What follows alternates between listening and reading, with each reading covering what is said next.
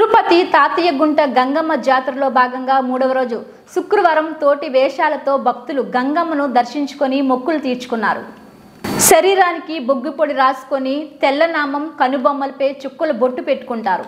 తలకు రిబ్బన్లు, నడుముకు వేపాకు ధరించి పాత చీపురు చాటా చేత పెట్టుకొని బూతుపాట్లు పాడుతారు. అనంతరం అమ్మవారి పాదాల వద్ద వేపాకు చాటా పొరకులు పడేసి బూతులు తిడుతూ కేరింతలతో సందడి చేశారు.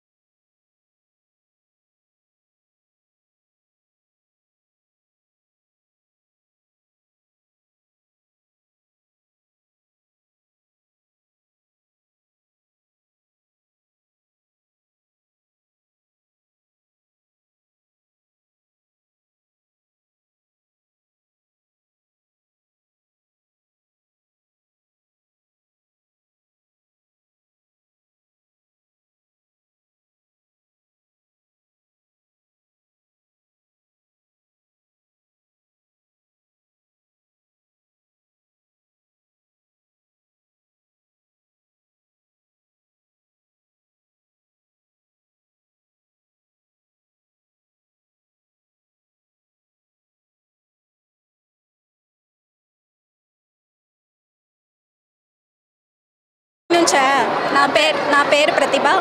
ఈరోజు తాతయ్యగుంట గంగమ్మ జాతర 4th డే జరుగుతున్నది. ఇక్కడ సదుపాయాలన్నీ అన్నీ బాగున్నాయి. నెక్స్ట్ ఈరోజు పొంగల్ పెట్టుకోవడం చాలా విశేషం. అండ్ కోళ్ళు కోసుకోవడానికి కానీ లేకపోతే వాటర్ ఫెసిలిటీస్ కానీ అన్నీ చాలా బాగున్నాయి. నెక్స్ట్ పుష్ప సినిమాలో వేషాలు వేయడం కానీ అలాంటి మార్పు వేషాలన్నీ జరుగుతున్నాయి. దర్శనం చాలా బాగా జరిగింది. ఎటువంటి ఇష్యూస్ ఏం లేవు. బాగా ఉంది.